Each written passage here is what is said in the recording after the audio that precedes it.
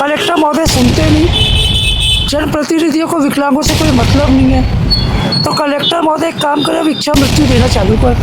हमने पूर्व में छात्रावास मांगे, 3 साल से तो कलेक्टर महोदय बोलते हमारे पास फंड नहीं है। पूरे देश भर में दिव्यांग फ्री में पढ़ाई करता है जी। और बालाघाट में पूरा पैसा भर रहा है। तो जो सरकार द्वारा वितरित रिसाइकल थी बैटरी वाली, वो खराब हो रही है। इस 1 साल की वारंटी होती है, 3 महीने में साइकिल घर में खड़ी हो रही है। लोकतंत्र का चौथा स्तंभ पत्रकारिता के साथ मैं आपका अपना राजा उत्कर्ष शुक्ला। प्रगतिशील दिव्यांग सेवा समिति के जो जिला अध्यक्ष है, उन्होंने मांगी इच्छा मृत्यु, क्योंकि उन्होंने कहा है कि भैया सरकार तो हमारी मदद कर नहीं रही है, ना बालाघाट पे हमको नौकरी मिल पाती है नियमानुसार, ना हमारे पास छात्रावास है, और जो हमको ई रिक्शा दिया गया था नेताजी के द्वारा, जिसकी गारंटी 1 वर्ष की थी, वो 3 महीने और 2 महीने में ही हो गया खराब। तो नेताजी आपने तो दिव्यांगजनों के साथ ही भ्रष्टाचार कर लिया। किसी को तो छोड़ दो नेताजी, तो वैसे भी आप कतिपय लोग हैं जो सिर्फ चुनाव के समय पैदा होते हैं, बाकी समय तो आप गायब हो जाते हैं। तो नेताजी कम से कम इन दिव्यांगजनों को उनका हक और अधिकार तो दिला दीजिए। और बालाघाट जिले के चाटुकार नेताओं से मेरा निवेदन है कि चाटुकारिता से बाहर आए और जो ऐसे वास्तविक विषय हैं जिन पर ध्यान देने की आवश्यकता है, जिनके लिए आपको नेता बनाया गया है या आप स्वयंभू नेता बने हैं, ये तो आपके ऊपर निर्भर करता है। कृपया जाकर के उनकी स्थिति जान लीजिए कि किस हाल में है बालाघाट जिले के दिव्यांगजन। देखेंगे इस खास खबर में कि क्या कहा दिव्यांगजन भाइयों ने, और सरकार जो है कहीं ना कहीं इस गंभीर विषयों पर चुप बैठ रही है। तो ये प्रश्न चिन्ह की ओर लेकर के जाता है कि तरह तरह करोड़ों रुपए की योजनाएं लागू करने के बाद में भी इन दिव्यांगजनों को उनका हक और अधिकार से वंचित रखा जा रहा है। देखेंगे इस खास खबर में। और नेताजी सुधर जाओ, दिव्यांगजनों की गाड़ी में तो भ्रष्टाचार मत करो। शब्दों को विराम। जय सिया राम, जय हिंद, जय भारत।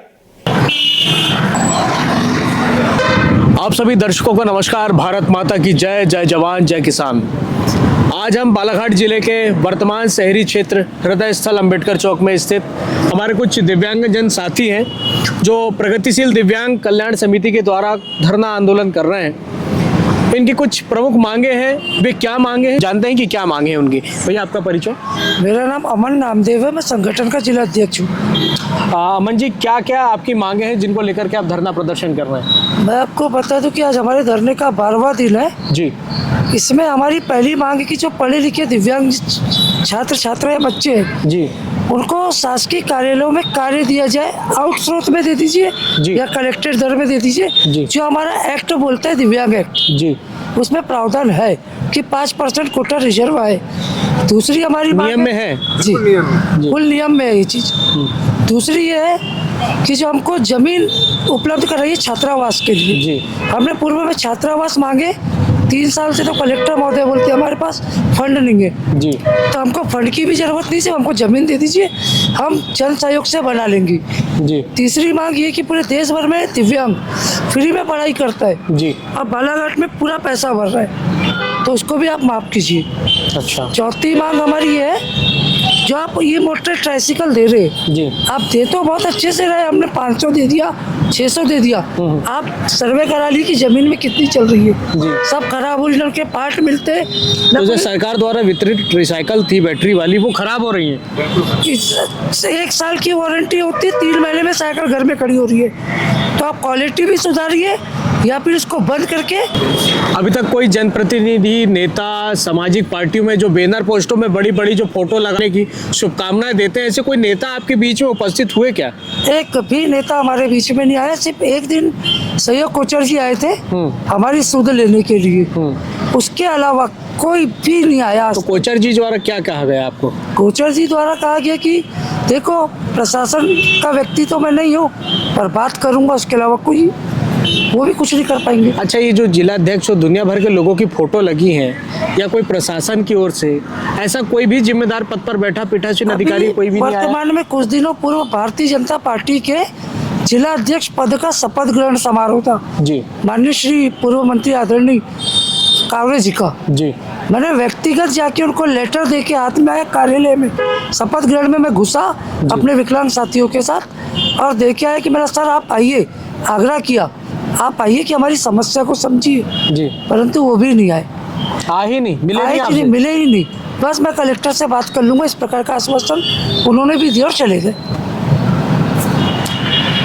किससे कलेक्टर महोदय सुनते नहीं, जनप्रतिनिधियों को विकलांगों से कोई मतलब नहीं है, तो कलेक्टर महोदय एक काम करे, अब इच्छा मृत्यु देना चालू कर दें। किस प्रकार की परिस्थितियों से गुजर रहा है बालाघाट शहरी क्षेत्र का दिव्यांगजन?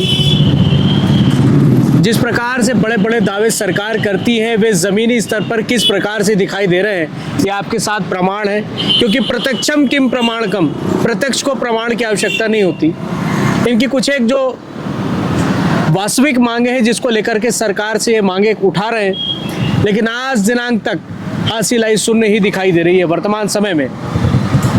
और हमारे बालाघाट शहरी क्षेत्र नहीं, जिले में बड़े बड़े नेता नगरी से भरा हुआ जिला है हमारा, और यहाँ पर बड़े बड़े बैनर पोस्टर लगाने वाले नेताओं से मैं निवेदन करता हूँ कि आप ऐसे विषयों पर क्यों चुप्पी साध जाते हैं, क्योंकि इनका भी वोट का अधिकार जो है ना वो सामान्य है।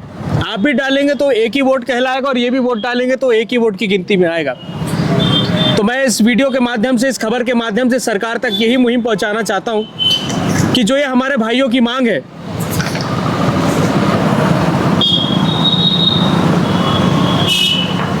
इन मांगों को आप गंभीरता से लेते हुए इन त्वरित मांगों को पूरी करने की अनुकृपा जरूर करेंगे। और संवेदनशील सरकार जो वर्तमान में प्रदेश की, जो डॉक्टर मोहन यादव ने सरकार से वादा किया है प्रदेश की जनता से कि हम सब आपका साथ देकर प्रदेश को अव्वल बनाएंगे, लेकिन आपके जो प्रदेश में रहवासी हैं उनकी कुछ इस प्रकार की परिस्थितियां हैं। मैं पंकज गुप्ता, जिला सचिव जी।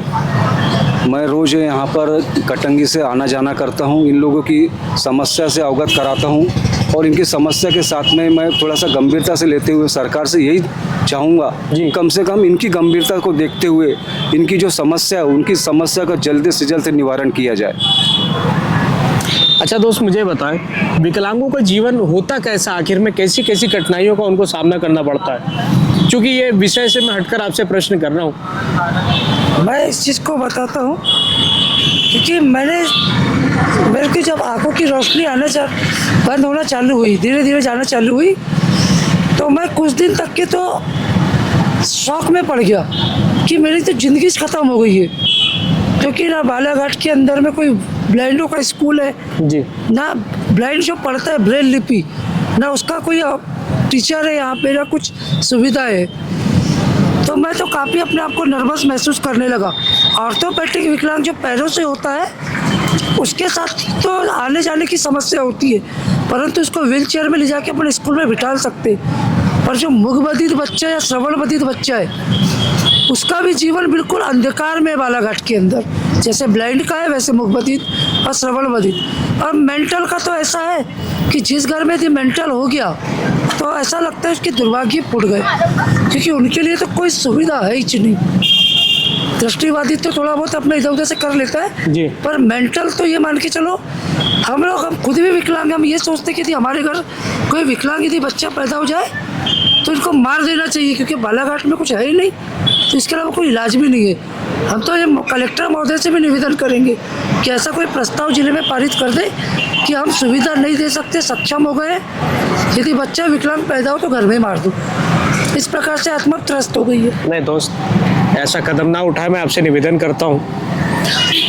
और इस खबर के माध्यम से मैं ऐसा मानता हूँ कि हम अपने माध्यम से भी प्रयास करेंगे, क्योंकि मैं कोई जिम्मेदार पद पर तो नहीं हूँ, ना ही मैं कोई जनप्रतिनिधि हूँ, परंतु मित्र मैं प्रयास करूँगा कि अपनी ओर से एक सामान्य पत्रकार होने के नाते मैं आपकी आवाज़ को बुलंद कर पाऊँ।